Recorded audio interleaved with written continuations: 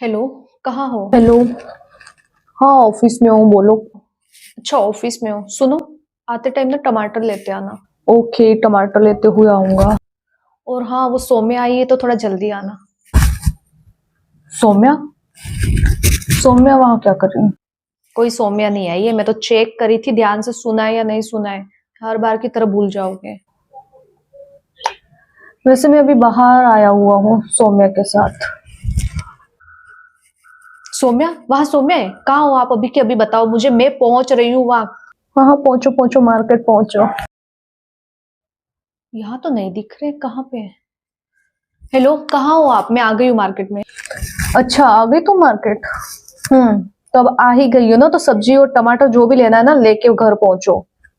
मेरे साथ मजाक करी थी, मैंने भी मजाक कर दिया। मेरे साथ मजाक किया है?